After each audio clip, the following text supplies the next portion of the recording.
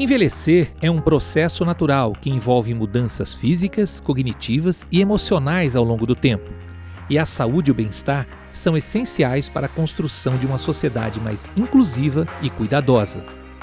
Foi com essa preocupação que a Universidade Presbiteriana Mackenzie e o Hospital Santa Isabel, comprometidos com a promoção da saúde e qualidade de vida, desenvolveram a série de podcast Longevidade, Envelhecimento Ativo e Saudável. É uma pequena contribuição dessas duas instituições visando a qualidade de vida do indivíduo de forma ativa e plena, com foco no equilíbrio físico, mental e social.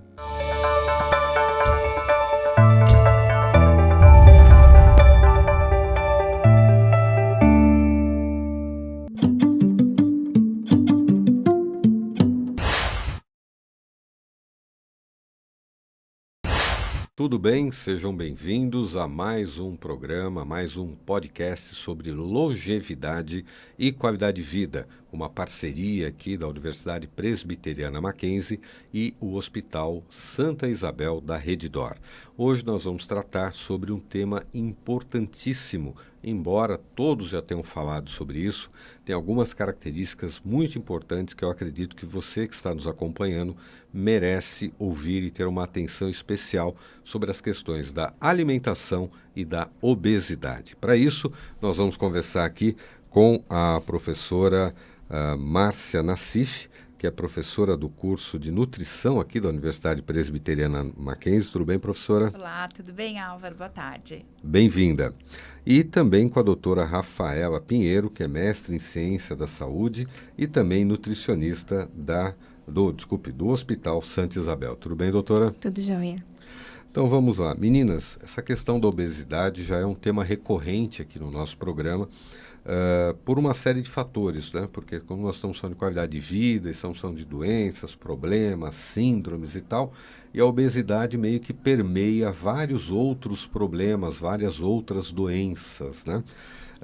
E isso parte de um problema natural, né, de uma descontinuidade, ou de um equívoco, ou de uma ignorância, ou, enfim, sabe-se lá como nós podemos chamar, por uma alimentação não adequada. Por um lado, de certa forma, principalmente nós que temos um pouco mais de informação, sabemos o que deveríamos comer.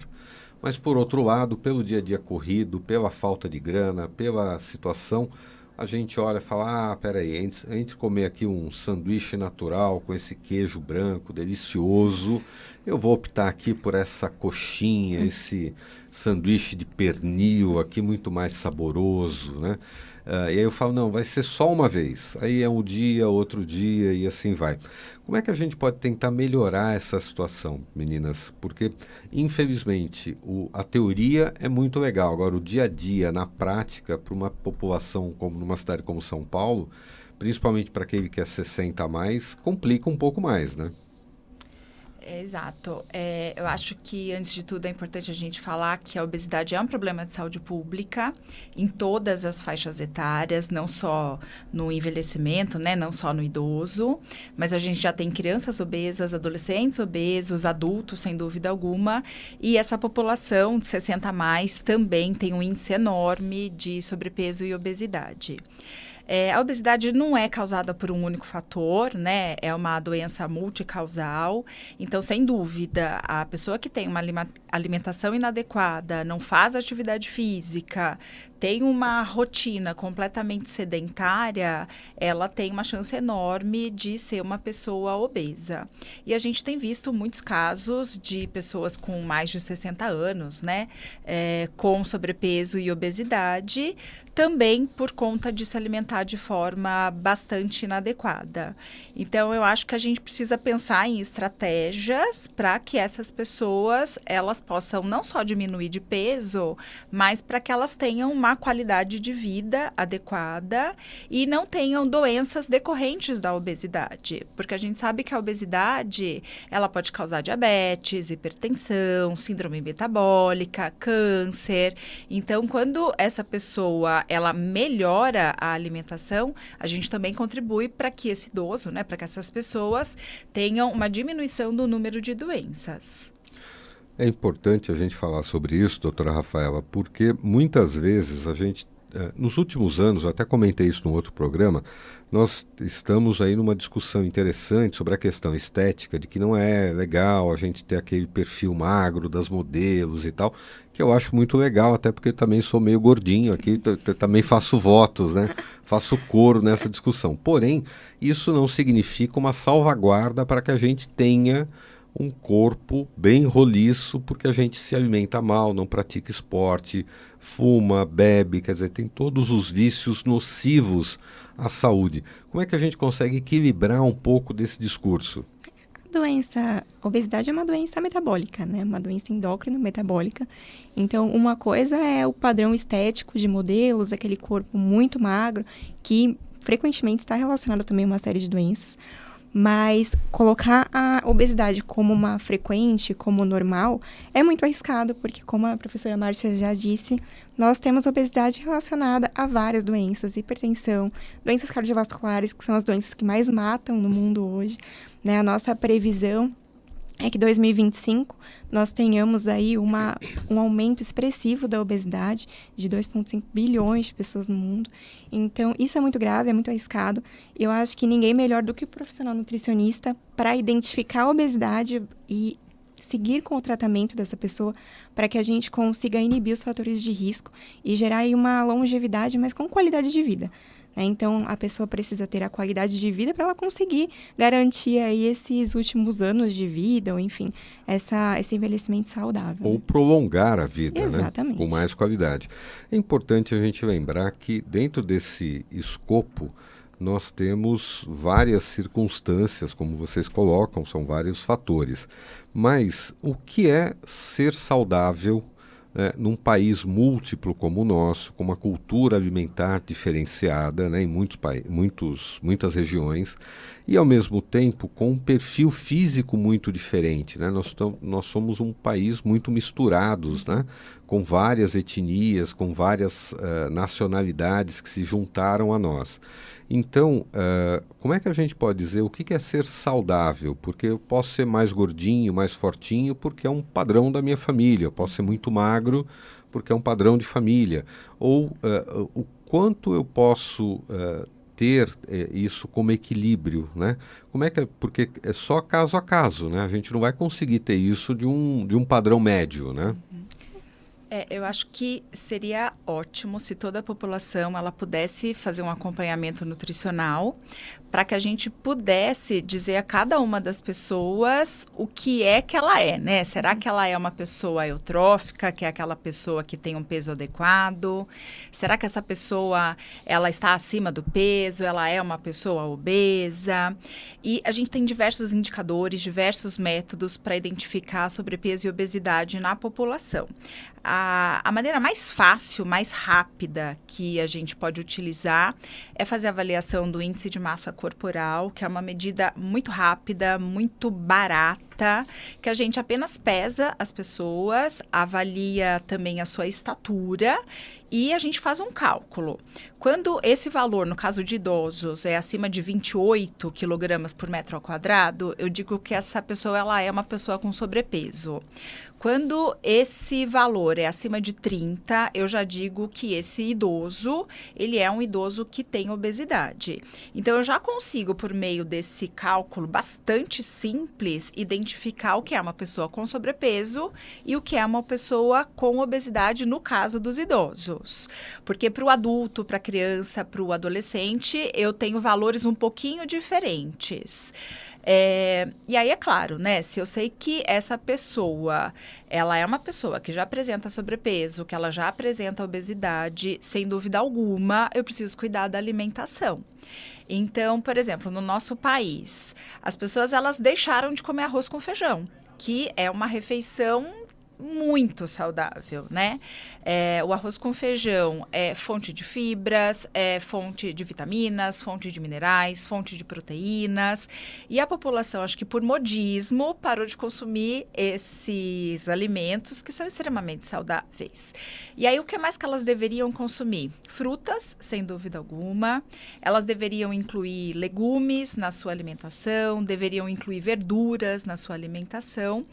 E, é claro, limitar, mas não excluir alguns alimentos, como é o caso daqueles alimentos que são ricos em gorduras, que são ricos em sal, ricos em açúcar, que são os doces, as frituras, aqueles alimentos ultraprocessados, né? Então, salgadinhos, ou até mesmo pastel, né? Aquelas guloseimas. Cuidado, professor, isso é um terreno movediço. A senhora Exato. pode conseguir até ameaças falando contra o pastel em São Paulo. Exato. É uma delícia, o que de vez em quando não faz mal algum, Sim. né? O problema é a pessoa tornar disso um hábito e só consumir pastel todos os Aquele dias. pessoal que vai toda semana, né, na mesma barraca, feira. né, na feira. ali. Na mesma barraquinha Na da mesma feira, barraquinha. aqui Já tem pertinho. conta, já tem É conta. cultural, né? É cultural. cultural. Dentro dessa questão cultural, a professora falando sobre essa questão do índice de massa corpórea, eu me lembro de ter visto recentemente na internet, você abre a internet, está lá navegando, de repente começa a pular, né? Faça aqui o seu teste, veja se você tem peso ou não tem, porque na realidade ele está te vendendo algum tipo ou de medicação ou algum tipo de receita. Tenho visto também o pessoal, até na capa de alguns dos principais sites, a história de ficar sem comer por muitas horas, o né? jejum O intermitente. jejum intermitente e tal, que também são coisas muito preocupantes, né? Porque não tem um acompanhamento técnico e, por outro lado, isso pode levar as pessoas a terem uma complicação a mais do que elas já têm, né? Se não tem uma complicação, vai ter, né? Como é que a gente negocia, como é que a gente administra isso, doutora? Olha, Álvaro, eu acho que uma preocupação de nós nutricionistas é realmente que as pessoas tenham acesso à nutrição para que a gente consiga orientar cada um da forma individualizada com que deve ser. Puxando o gancho da professora Márcia, eu acho que é importante também a gente salientar para a população que existe a obesidade sarcopênica. Não é um nome muito divulgado, mas eu trabalho hoje em hospital e nós temos uma linha de longevidade, enfim, uma linha de cuidados com idosos. E não é anormal identificar idosos que têm um peso acima da normalidade, então um IMC acima de 30, as circunferências aumentadas, como a circunferência de panturrilha menor que 31, que é um parâmetro que a gente usa para medir massa magra, ou seja, esse idoso, obeso, sarcopênico, ele tem uma perda de massa magra muito importante e um aumento de gordura, e isso é muito grave, porque leva à redução de funcionalidade, ele tem uma perda progressiva bem importante e reduz a qualidade de vida, enfim. Então é muito importante a gente salientar isso para a população e explicar que o nutricionista é o profissional mais indicado para estabelecer a dietoterapia de cada paciente, o plano nutricional de cada um. E assim a gente consegue indicar o suplemento, a alimentação adequada para cada caso. Então, por exemplo, no caso do idoso sarcopênico, né, no obeso sarcopênico, ele pode sim precisar de uma suplementação proteica. É para todo mundo? Não, primeiro eu vou ajustar a alimentação, né? Então a gente indica quantos de proteína, quanto de carboidrato, quanto de lipídio, vitaminas, minerais, antioxidantes. Depois de uma dieta adaptada, mesmo assim, se com a alimentação ele não conseguiu atingir, então a gente pode sim lançar mão da suplementação com um uso razoável. Mas não existe a fórmula mágica, né? Infelizmente, nós não temos aí um suplemento que vai reduzir o peso, então clique aqui para perder 5 quilos em 10 dias, mesmo porque a orientação hoje para a população idosa especificamente não é uma perda de peso maçante, a princípio, pelo contrário, né? No idoso, nós precisamos preservar a massa magra e garantir que ele perca de uma maneira muito saudável para garantir a funcionalidade e qualidade de vida aí nos anos. Muito bom. Queria aproveitar e trazer uma questão polêmica aqui, né? Tem várias polêmicas quando a gente fala de nutrição e obesidade, mas uma que me chama a atenção é que, por conta da internet, hoje nós temos pessoas que não são especializadas fazendo aí uma série de dicas, né? Não perca, olha, eu perdi não sei quantos quilos com isso, tome chá de não sei o quê, compre aqui o meu método de exercício não sei o quê. Enfim, me dá um pouco de medo, por um lado, porque eu particularmente não acompanho, né? Mas eu sei que essas pessoas, muitas delas, têm não sei quantos mil seguidores, né? E isso me assusta, porque tecnicamente essas pessoas estão lidando com questões de saúde, porém, elas não têm nenhuma formação para isso. Algumas, inclusive, lançam livros, né? Então, não, olha, tem aqui o meu livro, faça uma dieta e tal. Como é que vocês que são do mercado, que são da área da saúde, que acompanham as pessoas com com critérios científicos com relação à alimentação, à nutrição. Como é que vocês avaliam esse tipo de situação? Porque aí alguém vai dizer assim, mas isso é reserva de mercado, elas estão falando que é para proteger o mercado, eu vou pagar lá uma grana para nutricionista e tal. Mas, gente, tem um pessoal que não tem a menor ideia do que está falando, viu isso em algum lugar, está replicando e pode ser muito perigoso. Eu acho que nutrição é com nutricionista, né? O único profissional que é habilitado, que tem uma formação científica adequada e que realmente sabe cuidar da alimentação das pessoas é o nutricionista. Agora, é claro que a gente sabe que nas redes sociais tem de tudo, né? Tem alimentos milagrosos, dietas milagrosas, poções mágicas, mas infelizmente isso a longo prazo não funciona. Não só as poções mágicas não funcionam, mas dietas restritivas demais também não funcionam. Vira o efeito sanfona, né? Com certeza. Então, dieta da USP, dieta do algodão, da dieta lua. da lua, yin yang. Essas coisas, né, elas não dão certo. É claro que num período muito curto, as pessoas elas acabam emagrecendo, porque se você tem qualquer tipo de dieta com pouca caloria, você vai emagrecer, mas elas não são sustentáveis, né? Ninguém vive sem pão a vida inteira, ninguém consegue ficar, né, sem algum docinho a vida inteira. Então, o ideal é que as pessoas elas mudem o estilo de vida, elas tenham uma educação alimentar, para que a alimentação ela seja sustentável, a perda de peso seja sustentável e a saúde, sem dúvida alguma, né? Tem, infelizmente, muita bobeira online, muita bobeira nas redes sociais, então a gente precisa tomar muito cuidado e a gente precisa orientar a nossa população de que existem alguns sites, alguns nutricionistas, algumas instituições nas redes sociais que passam orientações adequadas. Então, eu acho que para o público, se virem alguma informação assim, né, muito milagrosa, presta atenção, porque não existe milagre com alimentação. Acho que o que existe é você passar por um profissional, você receber uma orientação adequada para que a gente tenha a nossa saúde mantida, né? Para que a gente tenha um estilo de vida saudável, para que a gente siga uma alimentação saudável e consiga manter o nosso peso e a nossa saúde a longo prazo. Não existe milagre, infelizmente. Doutora, quer completar? Emagrecimento é uma balança, né? Então, se a gente gasta mais do que a gente come, a gente vai emagrecer de uma forma saudável, mas precisa ser acompanhado. Essa questão da cultura alimentar tem um ponto também que me chama a atenção, e aí é uma dúvida. Será que a introdução do conceito da comida por quilo não ajudou um pouco a quebrar um pouco esse processo do PF, do arroz feijão?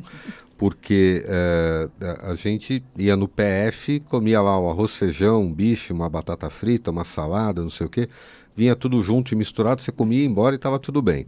Com a história do buffet, né, as pessoas pegam aquele prato que já não é um prato pequeno, né, já é uma bandejinha ali, né, e como as pessoas estão ansiosas, estão com pressa, as pessoas vão colocando ali, então vem sushi, picanha, farofa, arroz, feijão, né?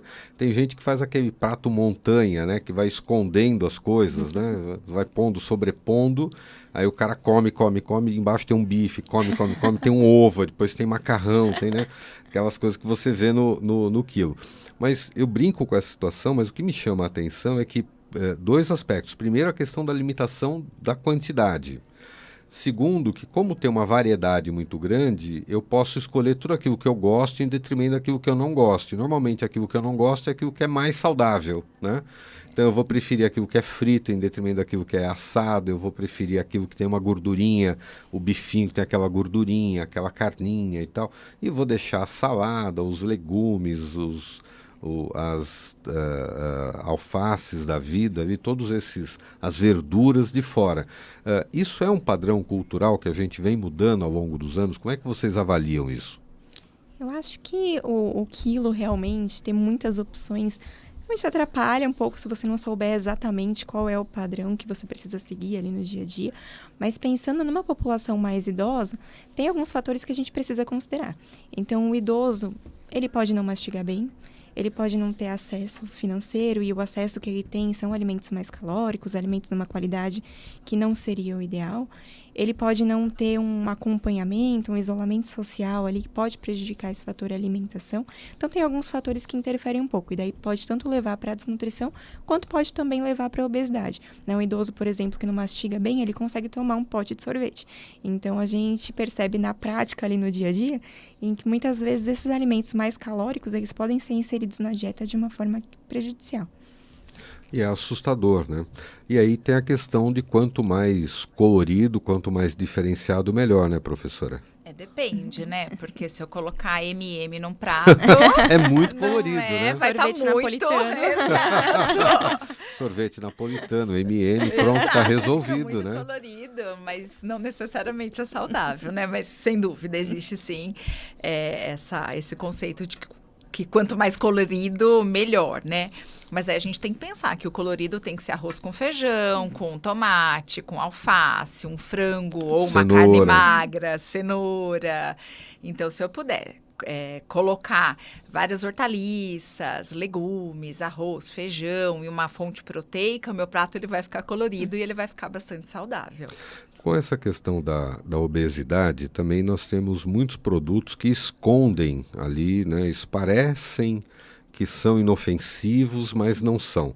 Então, são as bolachas, os pães, o pão doce com determinado recheio, principalmente coisas com recheio, né? Que são, ou alimentos processados ou ultraprocessados, que vêm com muito sódio, com muitos outros elementos ali dentro. E aí, para fugir disso, talvez o único caminho fosse cozinhar em casa. Difícil, né? Porque aí não tem como, né? Não dá, né? Como é que a gente consegue equilibrar? Porque isso é uma questão importante, porque mesmo a pessoa 60 a mais, que está ali, tem um tempo a mais, também muitas vezes ele está só, ou tem só ele e a esposa, né? Ou ela ou ele, e às vezes cozinhar para dois em casa, já com 60 anos, ai que saco, eu não quero fazer isso, né? Ah, não, vamos comer ali na esquina, vamos pedir uma marmita, vamos não sei o quê, e aí você acaba perdendo esse hábito, né? E aí vem o ultraprocessado, vem ali a linguiça, vem o fiambre, vem tudo aquilo que a gente não deveria. Mas eu acho que por isso que é importante a população ela receber educação nutricional, né? Ela precisa entender o que é saudável, o que não é muito saudável, para que ela possa saber escolher os alimentos tanto em casa quanto fora de casa. Até mesmo você estava comentando de restaurantes por quilo. Então, se você sabe o que é que você tem que pegar, você consegue ter uma alimentação saudável no restaurante por quilo. Não é porque eu vou almoçar fora de casa que eu preciso só colocar pastelzinho frito, linguiça frita e torresminho no meu prato, né? Eu posso tranquilamente, porque eu tenho várias opções. Eu tenho cenoura cortadinha que eu não preciso cortar na minha casa, não preciso lavar, né? Eu tenho alface já higienizado, beterraba. Brócolis. Então, eu acho que se você entende, se você conhece os alimentos, e sem dúvida alguma a população precisa de orientação com nutricionistas adequadas, se você tem conhecimento, você consegue se alimentar tanto fora quanto dentro de casa. E não necessariamente a gente consumir alimentos dentro de casa quer dizer que eu estou comendo mais saudável, né? Que é o processado. Exato, porque na minha casa eu também posso consumir guloseimas, eu também posso colocar uma quantidade exorbitante de óleo para fritar uma carne. Então, a gente precisa orientar a população. Agora, alimentos ultraprocessados, é claro, eu de verdade não sou contra a gente consumir alimentos industrializados, até porque não são todos os alimentos industrializados que são prejudiciais, são vilões, né? A gente tem, por exemplo, brócolis congelado, olha que maravilha, couve-flor congelada. Grão de bico. Não é? Isso ajuda muito. Ajuda. Agora, é claro, a gente precisa saber olhar rótulo, verificar quais são os produtos realmente que tem uma quantidade muito alta de gordura, de sal, de açúcar. Por isso que a população ela precisa receber informações adequadas para que ela saiba escolher de forma adequada os seus alimentos. E ser saudável e não ganhar muito peso, né? Ter uma boa qualidade de vida. Complementando isso, doutora, a questão também do desperdício, né? Nós desperdiçamos muito alimento no Brasil, principalmente aqueles mais batidinhos, né? Que a gente olha, o pessoal... Inclusive eu comprava de uma ONG aqui de São Paulo que entregava o que chamavam de fruta feia, né? Comida feia, porque tá batidinho, tá lascadinho e tal. Ou enfim, não está no padrão, né? E eu, particularmente, tenho eu, como gosto de cozinhar, eu tenho um problema. Eu vou na feira, eu vou na barraca de verduras e peço a verdura, então vou comprar uma couve-flor, o cara quer cortar a folha, eu falo, não, eu quero levar a folha, né? Eu vou refogar o brócolis, a couve-flor e tal. A cenoura, né? As folhas da cenoura, os talos da cenoura, também perpassa por uma questão de uma cultura de alimentação. Quer dizer, a gente não precisa comer coisas tão caras, até alimentos que nós jogamos fora de certa forma, porque desconhecemos a possibilidade de usá-los. Quer dizer, com um pouquinho de boa vontade dá para a gente ter uma alimentação mais saudável, gastando menos. Claro, gastar pouco, infelizmente, é quase impossível, mas pelo menos gastar menos, né? Exatamente. Acho que o aproveitamento integral dos alimentos, ele vem muito bem a calhar nessa nossa economia atual, né? Então, o paciente que chega aí no consultório, no ambulatório, falando que não tem acesso a esse tipo de alimento, é nossa obrigação também fazer essa orientação, né? Então, usar a folha, usar o talo, adaptar a receita para que ele consiga aproveitar o máximo ali daquele alimento. Ok. Eu quero agradecer aqui a doutora Rafaela Pinheiro, que é mestre em Ciência da Saúde, nutricionista do Hospital Santa Isabel, e também a doutora Márcia Nassif, professora doutora Márcia Nassif, que é aqui do curso de Nutrição da Universidade Presbiteriana Mackenzie, ambas falando sobre a questão da obesidade e da alimentação. Meninas, obrigado. Obrigada a você. Obrigada, Mel. Até a próxima. Nós que agradecemos. Até a próxima. Tem muito assunto para a gente falar ainda. Com certeza. Pessoal, se vocês gostaram, na próxima nós temos mais informações dentro desse podcast que fala sobre longevidade e qualidade de vida para você. Até mais.